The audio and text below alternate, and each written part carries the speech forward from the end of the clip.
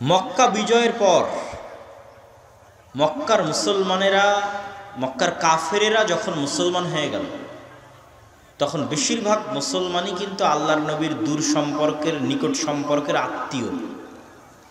কেননা মক্কা আল্লাহর নবীর নিজের দেশ। যেমন আবু সুফিয়ান মুসলমান হয়ে গেল মক্কা বিজয়ে রাদিয়াল্লাহু তাআলা আনহু, উনি আল্লাহর নবীর আত্মীয়।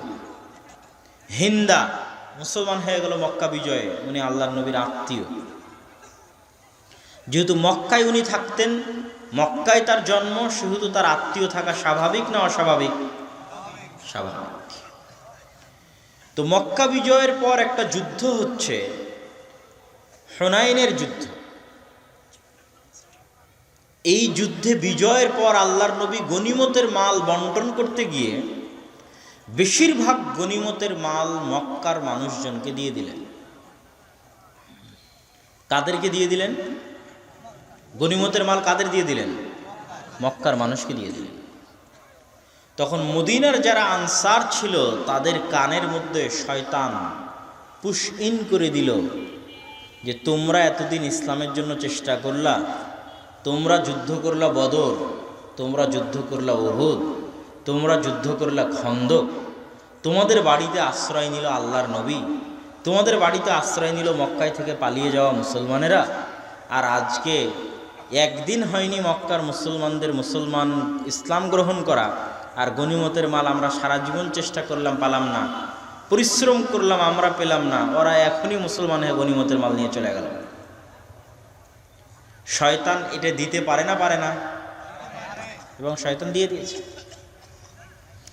আরও একটা বিষয় শয়তান দিতে পারে, দুইটা জিনিস দিতে পারে। এক, আল্লাহর নবীর আত্মীয়। দুই, আল্লাহর নবীর দেশ। মদিনায় 1000 বছর থাকলে কি হবে? উনি কোথাকার মানুষ? মক্কার মানুষ। আপনার বগুড়াতে আমি একটা প্রতিষ্ঠান করলাম, প্রতিষ্ঠান করে চাকরি দিলাম সব চাঁপাইনবাবগঞ্জের মানুষকে। শেরপুরের মানুষ লেগে গেল মারামারি। আব্দুর রাজ্জাক বিন ইউসুফ আর আব্দুল্লাহ বিন আব্দুর রাজ্জাককে এত ভালোবেসে নিয়ে এসে মাদ্রাসা করে দিলাম, আর সব চাকরি দিয়েছে নিজের এলাকার মানুষকে, আর জমি দিলাম আমরা, টাকা দিলাম আমরা। তো শয়তান দেয় না? দেয় না? তাহলে এই যে কোনো একটা বিষয়ের উপর ভিত্তি করে আলাদা করা, বিভেদ হয়ে যাওয়া, তখন রাসূল সাল্লাল্লাহু আলাইহি ওয়াসাল্লাম সাইকোলজিক্যালি, মেন্টালি এই পরিস্থিতি এবং এই সময়টাকে কন্ট্রোল করেছে। সাইকোলজিক্যালি কিভাবে কন্ট্রোল করেছেন, মেন্টালি কিভাবে কন্ট্রোল করেছেন? তিনি সব তার কানে, এই কানা ঘুষা যখন তার কানে গেল, তখন তিনি সবাইকে বসিয়ে বক্তব্য দিলেন, হৃদয়গ্রাহী বক্তব্য দিয়ে মদিনার মানুষকে লক্ষ্য করে বললেন যে সব গনিমতের মাল মক্কার মানুষকে দিয়ে দিলেও আমি মুহাম্মদ তোমাদের সাথে মদিনায় ফিরে যাব। বলেন আল্লাহু আকবার। আমি তো আর মক্কায় ফিরে যাচ্ছি না, আমি কোথায় ফিরে যাচ্ছি? তোমাদের সাথে মদিনায়। তো তোমরা বলো, তোমরা তোমাদের সাথে মদিনায় ফিরে যাওয়া চাও না টাকা চাও?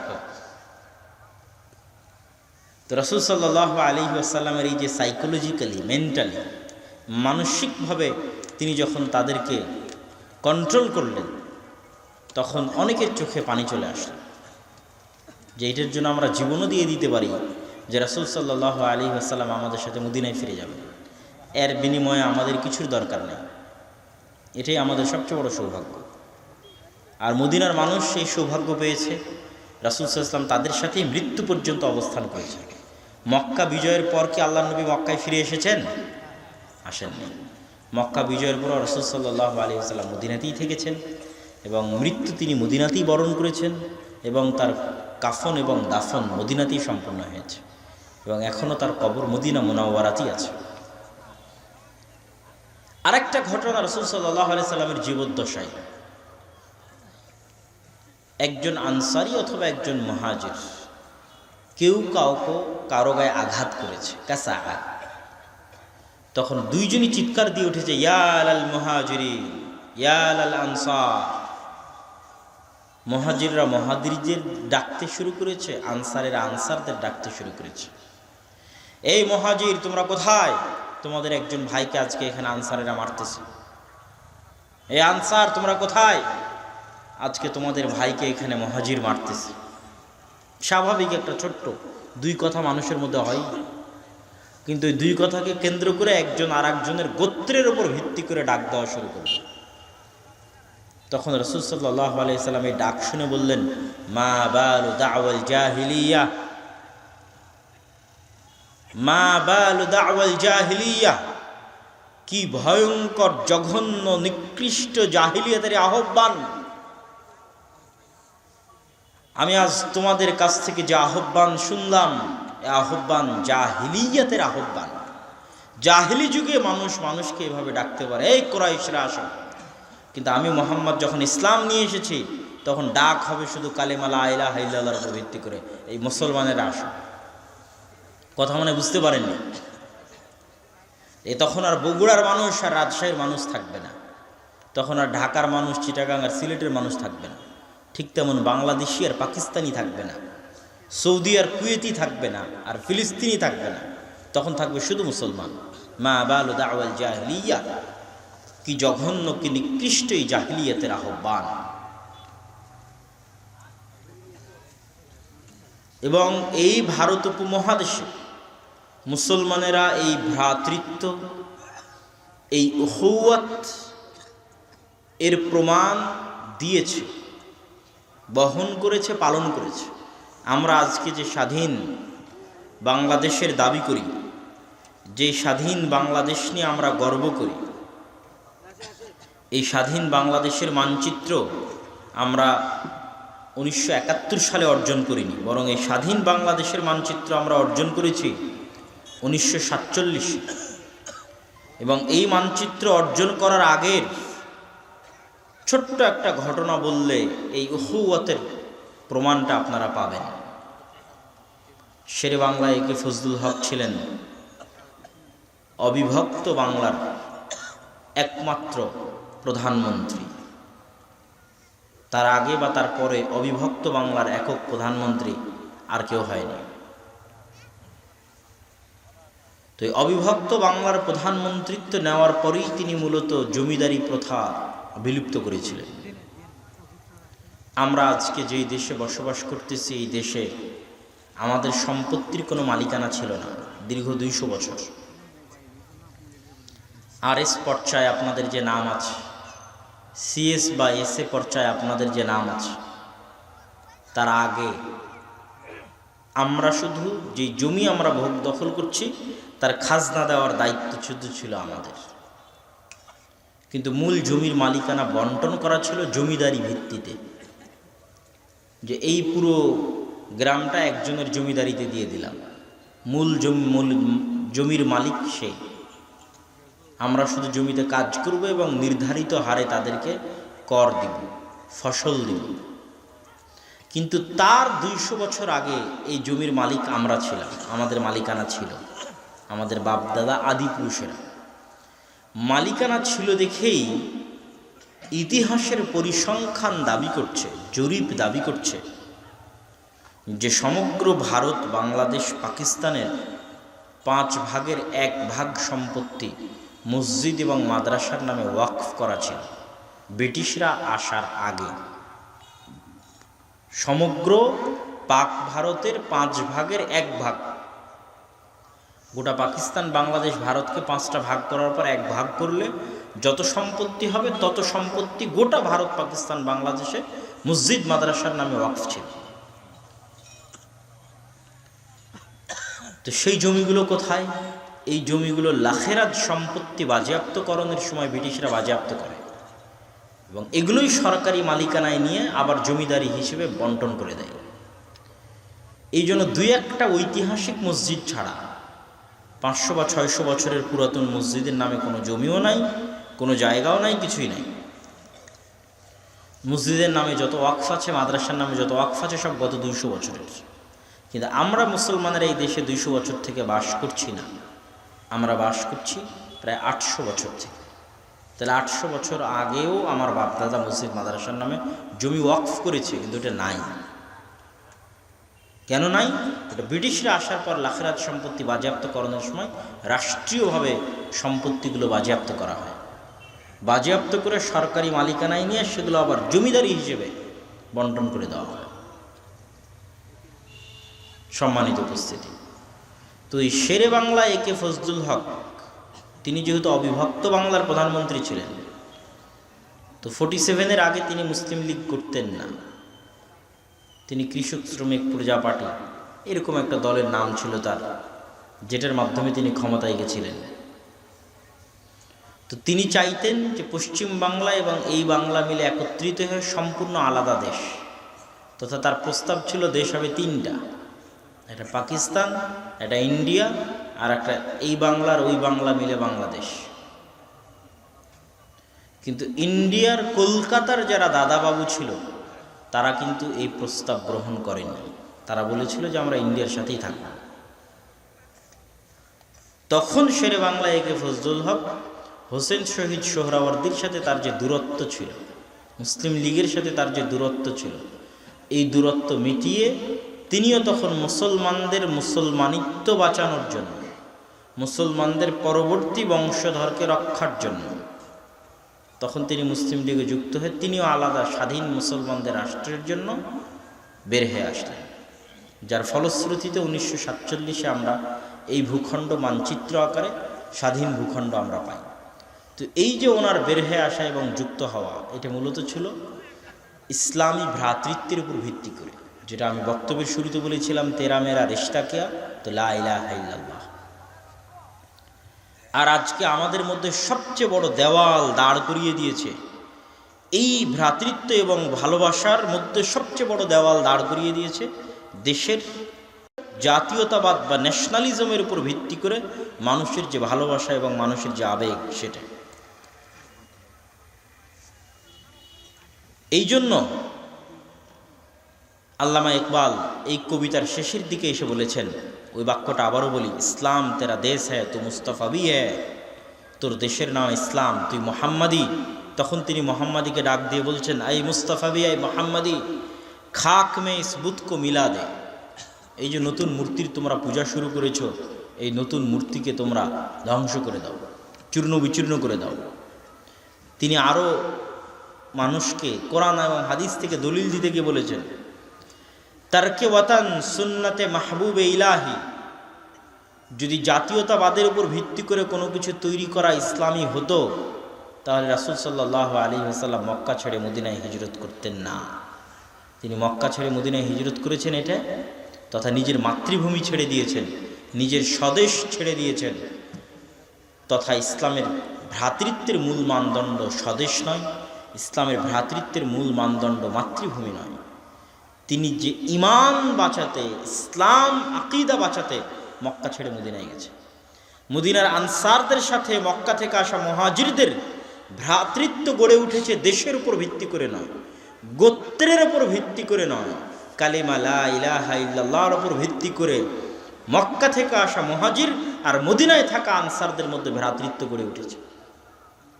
শুধু তাই নয়, যত গোত্র যুগ যুগ থেকে যুদ্ধ করত, সেই সকল গোত্রের মধ্যে যুগ যুগের যুদ্ধ বন্ধ হয়ে গেছে মাত্র ইসলামের ছায়াতলে আসার কারণে। সম্মানিত উপস্থিতি, আজকে আমি আমার বক্তব্যের এই পর্যায়ে এসে মুসলমানদের এই অধপতন, এই বিপর্যয়ের আর একটা কারণ বলি। এটা গেল একটা কারণের পর্ব শেষ। দ্বিতীয় আর একটা কারণ বলি, এটাও আল্লামা ইকবালের কবিতা থেকে বলতে চাই कि सबक फिर से पढ़, सदाकत का, अदालत का, शुजाअत का, तुझसे लिया जाएगा काम दुनिया की इमामत का। कि हे मुसलमानेरा, তোমরা পুনরায় সাদাকাত সত্যবাদিতা, আদালত ন্যায়পরায়ণতা, শুজাআত সাহসিকতা, এই তিনটে জিনিসের দার্স তোমরা পুনরায় গ্রহণ করো। আল্লাহ তোমাদের পুনরায় দুনিয়ার নেতৃত্ব দিয়ে দিবেন। এই তিনটে জিনিসের ব্যাখ্যা আমরা বুঝি না এবং আমাদের সমাজে অনুপস্থিত।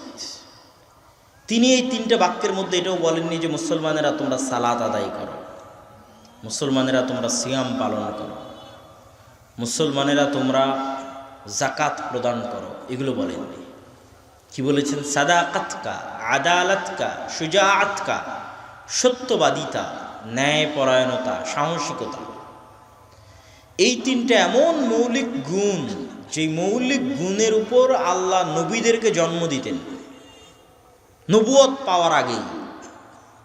আমার নবী মুহাম্মদ সাল্লাল্লাহু আলাইহি ওয়াসাল্লামের নবুয়ত পাওয়ার আগেই, মানে নামাজ পড়ার আগেই, রোজা রাখার আগেই, যাকাত দেওয়ার আগেই যে মৌলিক গুণগুলো আল্লাহ তাকে জন্মগত দিয়েছিলেন, তার মধ্যে এই তিনটা গুণ ছিল তার মৌলিক জন্মগত গুণ, যে তিনি সত্যবাদী, তিনি আমানতদার, তিনি ন্যায়পরায়ণ, তিনি সাহসী। প্রত্যেক নবীকে আল্লাহ সুবহানাহু ওয়া তাআলা এই মৌলিক গুণগুলো দিয়ে পৃথিবীতে পাঠান,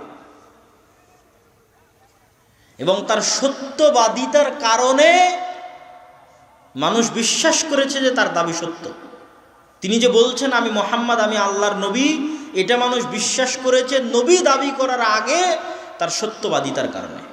দীর্ঘ 40 বছরের সত্যবাদিতা, 40 বছরের আমানতদারিতা, 40 বছরের ন্যায়পরায়ণতা, 40 বছরের সাহসিকতার কারণে। কিন্তু আমরা মুসলমানেরা এখন নামাজি, রোজাদার, যাকাত আদায় করি, কিন্তু সত্যবাদী নই। প্রত্যেকেই মিথ্যুক, ন্যায়পরায়ণতা নাই, সবাই দুর্নীতিবাজ। যে সালাত আদায় করছে সেও দুর্নীতি করে, যে যাকাত দিচ্ছে সেও দুর্নীতি করে, যে দান করছে সেও দুর্নীতি করে। সুজাআতকা, সাহসিকতা, সবাই ভীরু এবং কাপুরুষ, সবাই স্বার্থপর, কেউ নিঃস্বার্থভাবে কখনোই কোনো সাহসী সঠিক সিদ্ধান্ত গ্রহণ করে না। এই জন্য আল্লামা ইকবাল মুসলিম সমাজের গোড়ায় হাত দিয়েছেন। উনি দেখেছেন যে ব্রিটিশদের দীর্ঘ 200 বছরের গোলামিতে আমাদের নামাজ থাকলেও সত্যবাদিতা চলে গেছে। গোলামি করতে করতে আমরা মিথ্যুক হয়ে গেছি, আমাদের সাহসিকতা চলে গেছে, আমরা কাপুরুষ স্বার্থপর হয়ে গেছি, আমাদের ন্যায়পরায়ণতা ইনসাফ চলে গেছে, আমরা সবাই দুর্নীতিবাজ হয়ে গেছি। সব জায়গায় আপনি যে কোনো এই তিনটা জিনিস দিয়ে মুসলমানদের যে কোনো লেভেলকে পরীক্ষা করতে পারেন, মুসলমানদের যে কোনো লেভেলকে। যে ইসলাম মানে ইসলামের মূল বিষয় যে এই তিনটার মধ্যে, এই জন্য আমি আগেই বলে নিয়েছি যে নবীরা নবী হওয়ার আগে যে তিনটা জিনিস আল্লাহ সুবহানাহু ওয়া তাআলা তাদের মধ্যে দিয়েছে, যে মৌলিক গুণগুলো, সেটা এটা, তারপরে তারা নবী হয়েছে।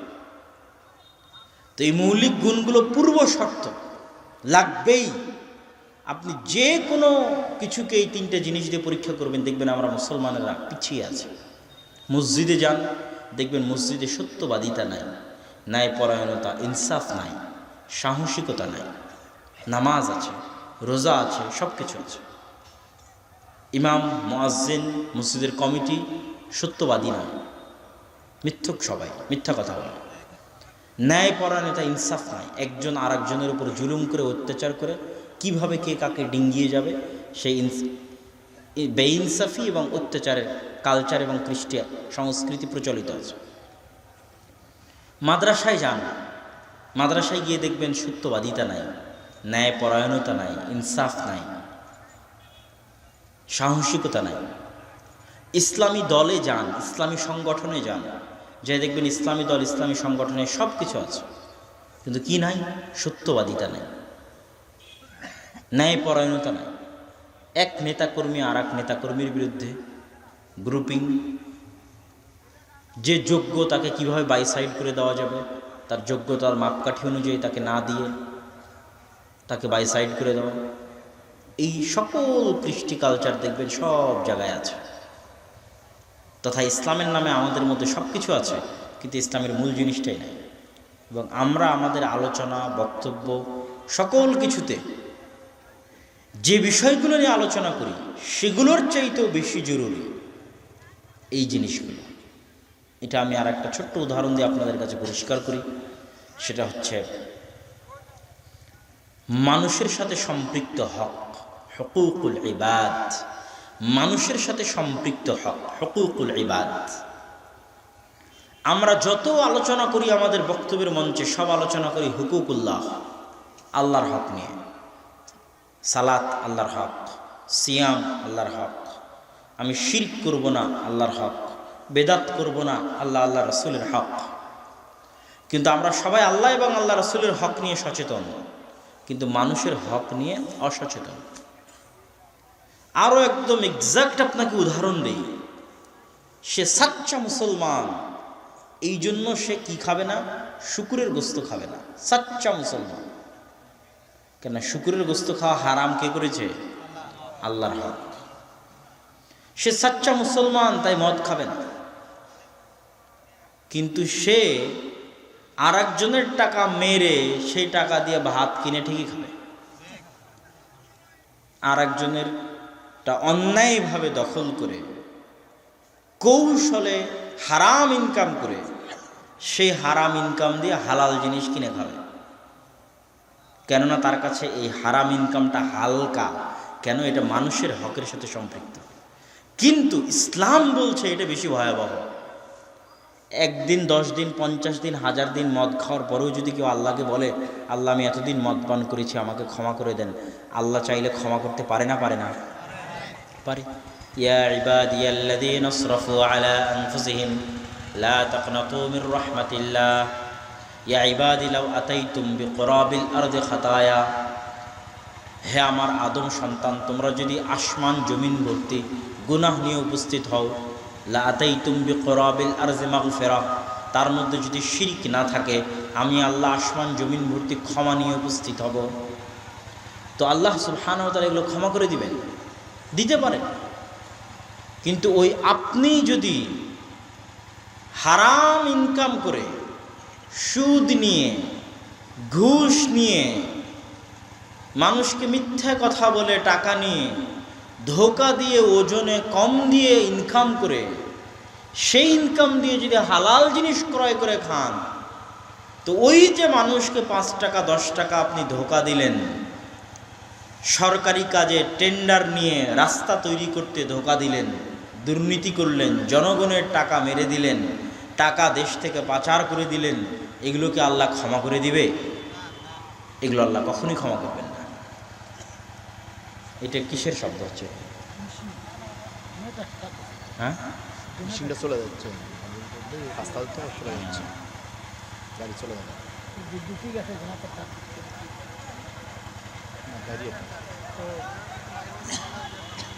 তো জেনারেটর এটা বন্ধ করে দিতে পারবেন। তো আমরা যে আলোচনা করছিলাম, সে আলোচনা হচ্ছে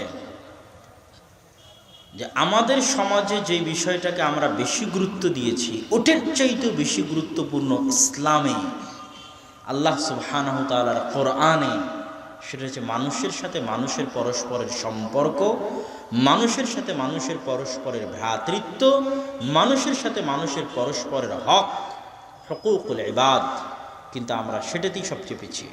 সম্মানিত উপস্থিতি, তো আজকের এই আলোচনায় মুসলমানদের অধঃপতনের এই দুইটা কারণ বলার পর আমার বক্তব্যের এই পর্যায়ে এসে আমরা যেই লক্ষ্য এবং উদ্দেশ্যকে সামনে রেখে আজকের প্রোগ্রামটা আয়োজন করেছি, আদ-দাওয়া ইলাল্লাহের মক্তব, এই বিষয়ে সংক্ষিপ্ত কিছু গুরুত্বপূর্ণ কথা আপনাদের সামনে তুলে ধরার চেষ্টা করব ইনশাআল্লাহুল আজিজ। মসজিদ ভিত্তিক দ্বীন শিক্ষা।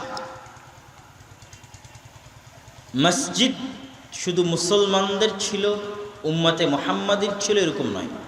আল্লাহ সুবহানাহু ওয়া তাআলা বলেন, ইন্না আউওয়ালা বাইতিন উদিআ লিন-নাস বিবাক্কাহ, প্রথম যে মসজিদ মানুষের ইবাদতের জন্য পৃথিবীতে তৈরি করা হয়েছে সেটা মক্কায়।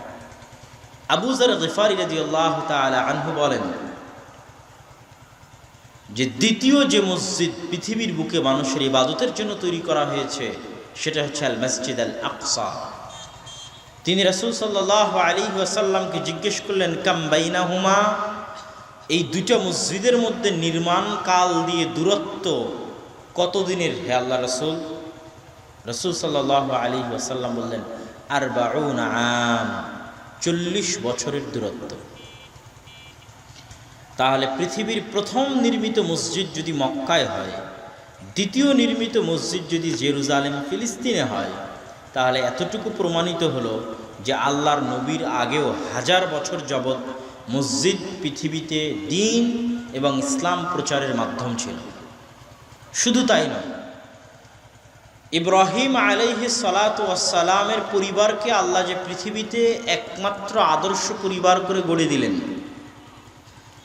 এবং জাআলান নবুওয়াতা ফি যুররিয়াতিহি, আর নবুওয়াতকে সীমাবদ্ধ করে দিলেন ইব্রাহিমের বংশে, যে ইব্রাহিমের পরে কিয়ামত পর্যন্ত আমি আর কোনো নবী পাঠাবো না ইব্রাহিমের বংশের বাইরে, যাই নবী পাঠাই সব নবী পাঠাবো ইব্রাহিমের বংশে। এই যে আল্লাহ ইব্রাহিম আলাইহিস সালামের পরিবারকে কবুল করলেন, এই কবুলিয়তের মূল কারণ ছিল মসজিদ। কেন আমি এই কথা বললাম? ইব্রাহিম আলাইহিস সালাতু ওয়াস সালামের এক স্ত্রী সারা এবং আর এক স্ত্রী হাজেরা। হাজেরার গর্ভে প্রথম সন্তান ইসমাইল, সারার গর্ভে দ্বিতীয় সন্তান ইসহাক। ইসহাককে ইহুদি খ্রিস্টানরা বলে আইজ্যাক। আইজ্যাক নিউটন, বিজ্ঞানী নিউটন, যার নাম আইজ্যাক, মূলত ইসহাক, ইসহাক নিউটন। তো ইসহাক এবং তার পরবর্তী বংশধর ইয়াকুব, ইয়াকুবকে ইহুদি খ্রিস্টানরা বলে জ্যাকব। ইয়াকুব আলাইহিস সালাতু ওয়াস সালাম এবং তার পরবর্তী বংশধরেরা, আল্লাহ তাদেরকে রেখে দিলেন মসজিদে আকসা এবং তার পাশে, মসজিদে আকসাকে আবাদ করার জন্য এবং মসজিদে আকসার পার্শ্ববর্তী অঞ্চলকে আবাদ করার জন্য। আর ইব্রাহিম আলাইহিস সালাতু ওয়াস সালামের এক সন্তানকে পাঠিয়ে দিলেন মক্কায় কাবা ঘর আবাদ করার জন্য। এই দুই সন্তানের মাধ্যমে, দুই মসজিদ আবাদ করার মাধ্যমে আল্লাহ সুবহানাহু ওয়া তাআলা তার বংশধরকে কবুল করলেন এবং তার বংশধরকে আদর্শ পরিবার হিসেবে পৃথিবীতে প্রতিষ্ঠিত করলেন। এই অংশ বলার মাধ্যমে আমরা যেটা বলতে চাইলাম সেটা হচ্ছে মসজিদ, মসজিদের সাথে সম্পৃক্ত থাকা আদর্শ পরিবার গড়ে তোলার অন্যতম মাধ্যম। আমাদের দাওয়া ইলাল্লাহর মূল লক্ষ্য এবং উদ্দেশ্য হচ্ছে মসজিদ ভিত্তিক দ্বীন শিক্ষা বাস্তবায়ন করা।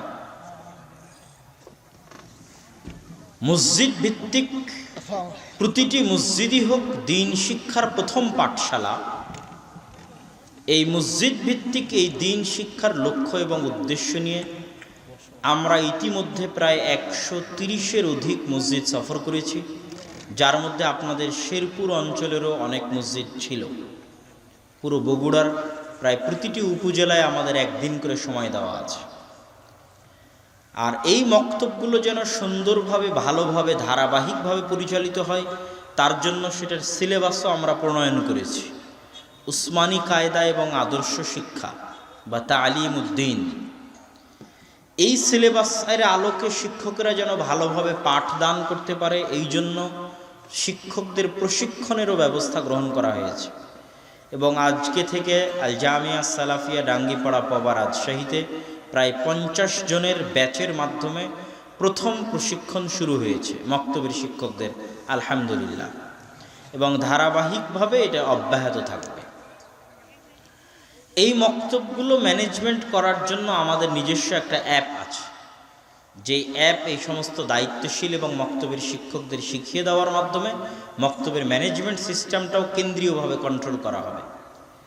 এই সকল কিছুর মাধ্যমে আমরা চাচ্ছি যে আমাদের কাছে সকল কিছু আছে, সিলেবাস আছে, শিক্ষক প্রশিক্ষণের ব্যবস্থা আছে, মক্তব কন্ট্রোলের ব্যবস্থা আছে, আমরা সফর দিচ্ছি।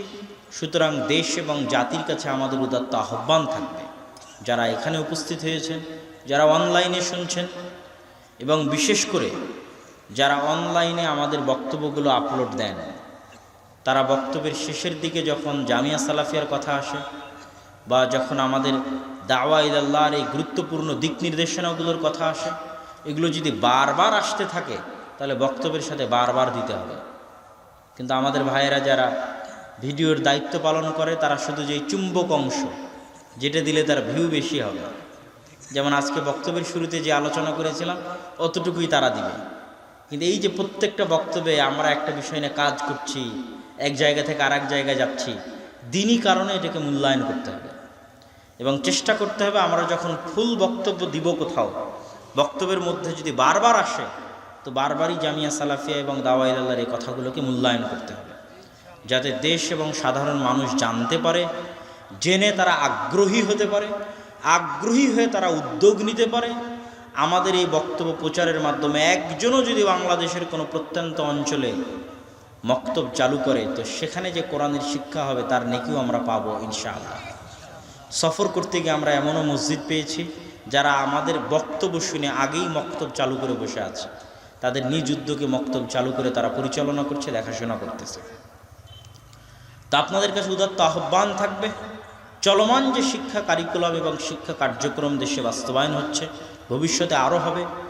ইউরোপ এবং আমেরিকার আদলে যেভাবে বিভিন্ন দেশে LGBTQ বেহায়াপনা এবং বেলেল্লাপনাকে সিলেবাসের অন্তর্ভুক্ত করা হয়েছে পাশ্চাত্য সভ্যতার বিভিন্ন দেশে, আমাদের দেশেও বেহায়াপনা এবং বেলেল্লাপনাকে সিলেবাসের অন্তর্ভুক্ত করা হয়েছে।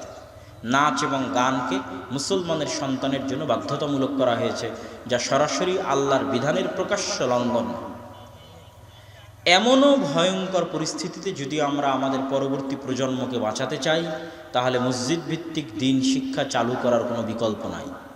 কোনো মুসলমানের সন্তান যেন স্কুলের বারান্দায় ততক্ষণ পা না দেয় যতক্ষণ সে মসজিদের বারান্দা অতিক্রম না করবে। এই শপথ, এই ত্যাগ, এই পরিশ্রম, এই উদ্যোগ নিয়ে আমাদের সামনে এগিয়ে আসতে হবে। আপনাদের কাছে উদাত্ত আহ্বান রেখে এবং আজকের এই জালসা সহ এখানে অত্র অঞ্চলে যে বক্তব্যগুলো পরিচালিত হয় সেগুলোর জন্য আমাদের দিনী ভাইয়েরা আপনাদের মধ্যে যাওয়ার কথা, আমি জানি না তারা প্রস্তুত আছে কিনা। যদি তারা প্রস্তুত থাকে তাহলে আমি তাদেরকে অনুরোধ করব যে আপনারা ভেতরে যান এবং আপনারা যারা এসেছেন সাধ্য অনুযায়ী এই উদ্যোগগুলোতে সহযোগিতা করার চেষ্টা করবেন। এই ওসমানী কায়দা এটা যাওয়ার সময় নিয়ে যাবেন। এই কায়দার যে উচ্চারণগুলো আছে এই উচ্চারণগুলো আবার আপনারা আমাদের অ্যাপে পাবেন। অ্যাপসের লিঙ্ক আমাদের বিভিন্ন ফেসবুকের পেজে অথবা বিভিন্ন পোস্টে আপনারা পেয়ে যাবেন। সেই অ্যাপসের মধ্যে গেলে আপনি যদি নিজে বসে থেকে মোবাইল হাতে নিয়ে উচ্চারণ করতে চান, তাহলে আলিফ বা যেটার উপর চাপ দিবেন সেটার উচ্চারণ তখন আপনার মোবাইলে বাজবে অ্যাপস থেকে, পুরোপুরি এই কায়দার উপরে। প্রায় অর্ধেকের মতো হয়তো আমাদের উচ্চারণ আপলোড করা হয়ে গেছে, বাকি অর্ধেক চলমান আছে, আজকালকের মধ্যে শেষ হবে। ওই বইটাকে মূল্যায়ন করবেন। এই বইয়ের মধ্যে নবীদের জীবনী, নবীদের ঘটনা, আদব কায়দা, আখলাক, শিষ্টাচার, গুণাবলী, আকিদা সকল কিছু মিলে সমন্বিত করা হয়েছে এবং এগুলোর ধারাবাহিক পরবর্তী পর্বও আসবে। এই বইগুলো মূল্যায়ন করো। তো কাউকে তো ভিতরে যেতে দেখলাম না, আমাদের তো বক্তব্য শেষ করতে হবে এবং দ্রুত বিদায় নিতে হবে। তো আমি সকলকে দাওয়া ইলাল্লাহ এর মক্তব সহ উক্ত জালসা সহ সকল কিছুতে সহযোগিতা করার আহ্বান জানিয়ে আমার সংক্ষিপ্ত বক্তব্য এখানেই শেষ করছি। ওয়া আখিরু দাওয়ানা আনিল হামদুলিল্লাহি রাব্বিল আলামিন। আসসালামু আলাইকুম ওয়া রাহমাতুল্লাহি ওয়া বারাকাতুহু। আলহামদুলিল্লাহ।